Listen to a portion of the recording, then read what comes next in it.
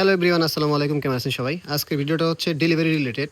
আজকে হচ্ছে আমরা 4টা পেয়ার মাছ কুমিল্লাতে পাঠাবো এক বড় ভাইয়ের জন্য। উনি হচ্ছে রেগুলার আমাদের ভিডিও দেখে, ওনার জন্য হচ্ছে মাছ প্যাকেটিং করব। তাই ভাবলাম একটা ব্লগ আকারে দিয়ে দিই। অনেকে হচ্ছে আমাদের কাছে জিজ্ঞান যে মাছ আমরা কীভাবে পাঠাই বা আদৌ পাঠানো যায় কিনা।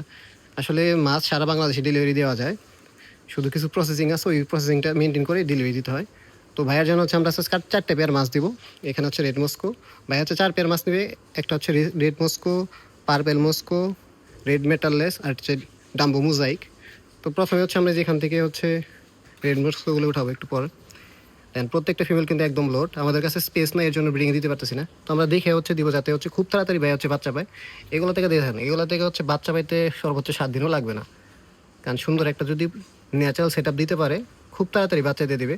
আর মাছ হচ্ছে পানি পরিবর্তনের সাথে সাথে কিন্তু জায়গা বা পানি পরিবর্তন করলেই মাছ বাচ্চা দিয়ে দেয় অটোমেটিক্যালি। এখানে অনেকগুলো মাছ, এর জন্য এখানে বাচ্চা দিতে পারে না। আর যদি বাচ্চা দিয়েও থাকে সেক্ষেত্রে আমার বাচ্চা পাওয়ার সম্ভাবনা 0%। এখানে যদি একটা মাছ বাচ্চা দেয় তাহলে বাকি মাছ যেগুলো করবে বাচ্চাটা খেয়ে ফেলবে, এর জন্য আমি হচ্ছে বাচ্চা পাওয়ার সম্ভাবনা 0%। এখানে আসলে লুকানোর মতো কোনো জায়গা নাই, আর অনেকগুলো মাছ। তো এখান থেকে হচ্ছে আমরা এই যে মাছ উঠাই নিব। আর যেখানে আমাদের ডিসপ্লে বক্স আছে, জাস্ট হচ্ছে আপনাদের দেখানোর জন্য এবং যিনি মাছটা নিতেছে ওনাদের দেখানোর জন্য। যদি এটা দেখানোর মতো কিছু নাই, এখানে প্রত্যেকটা ফিমেলি লোড। আর মাশাআল্লাহ প্রত্যেকটা মাছের কালার অনেক সুন্দর আর অনেক বড় বড় সাইজের মাছ। এখানে হচ্ছে যে শিমুল মাছ উঠাইতেছে। আর এখানে বেশি দেওয়ার মতো কিছু নাই, দেখেন ফিমেল কী পরিমাণ লোড। আপনাদের জাস্ট একটু ডিসপ্লে বক্সে দেখাই, তাহলে এটা বুঝতে পারবেন যে ফিমেলের এটা কী পরিমাণ বাচ্চা আছে। হ্যাঁ দেখেন মাশাআল্লাহ মাছের কালার এবং সাইজ। আশা করি উনি খুব তাড়াতাড়ি এদের থেকে বাচ্চা পাবে। আমাদের কাছে আসলে সেট আপ নাই, ব্রিডিং সেট আপ নাই, থাকলে অবশ্যই আমরা অনেকগুলো বাচ্চা নিতে পারতাম। যাই হোক, এগুলো সবই আপনাদের জন্য, যাদের লাগে তারা আমাদের কাছে নিতে পারেন। এখন যে মেল উঠাইতে হবে এখান থেকে, যে এখন হচ্ছে শিমুল এখান থেকে মেল উঠাইতেছে। দেখেন মাশাআল্লাহ একদম টকটকে লাল একটা মেল। এখন আবার অনেকে ভাবতে পারেন যে ভাই একটা মাছ লাল আর একটা মাছ তো লাল না। এটা বলে দিই যে মেলটার কালার হচ্ছে লাল কালার থাকে, একদম লাল। আর ফিমেলটা হচ্ছে লেজটা লাল থাকে, বডিটা হচ্ছে হালকা হলুদ হলুদ টাইপের। আর এগুলো হচ্ছে অ্যালবিনো, চোখগুলো একদম লাল। এখন হচ্ছে যে আমাদের এখান থেকে হচ্ছে পার্পেল যে মোজাইকগুলো আছে এগুলো উঠাইতে হবে, এগুলোকে পাতা সরা নিতে হবে।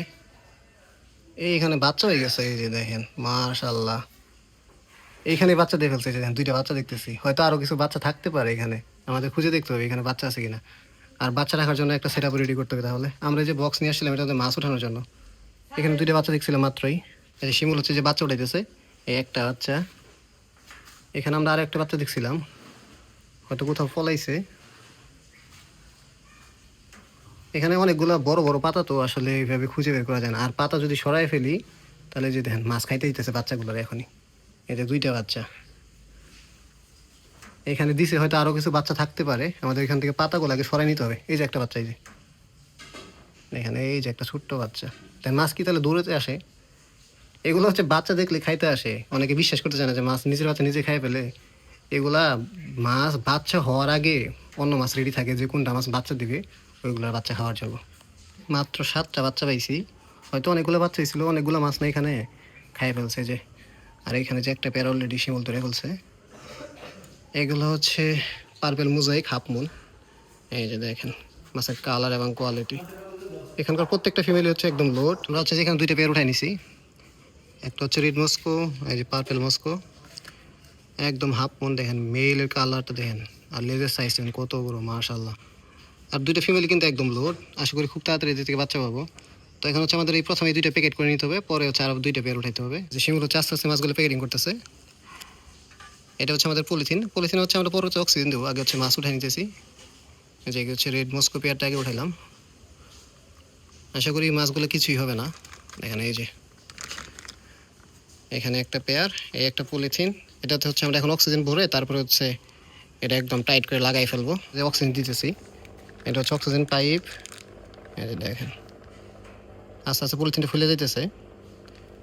মাছ আসলে হচ্ছে নর্মালি কিছু হয় না যদি না পানি অতিরিক্ত গরম হয়, আর দ্বিতীয়ত হচ্ছে যদি অক্সিজেনের ঘাটতি না হয়। যদি অক্সিজেনের ঘাটতি হয় আর পানি জল অতিরিক্ত করতে হয় সেক্ষেত্রে হচ্ছে মাছ মারা যেতে পারে। নর্মালি এমনিতে মাছের কিছু হয় না, 3-4 দিনও কিছু হয় না।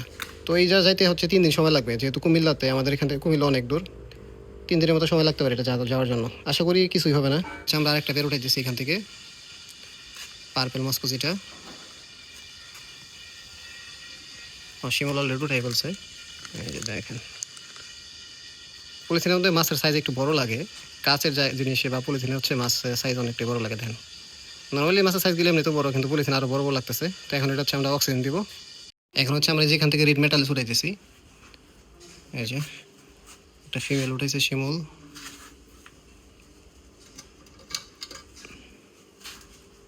একটা ফিমেল। এগুলো হচ্ছে আসলে দেখার মতো কিছু নাই, এগুলো সব রিলোড। তারপরে জাস্ট হচ্ছে আপনাদের দেখাইতেছি, অনেকে আসলে বিশ্বাস করতে চায় না যেগুলো আসলে প্রত্যেকটা মাছ লোড কিনা, এই জন্য আর কি। আর যিনি নিতেছে উনি একটু দেখে নিল মাছগুলা। এই হচ্ছে মেল রেড মেটাললেস। আপনাদের একটু বাইরে নিয়ে দেখা, এখানে ভালোভাবে দেখা যাইতেছে না।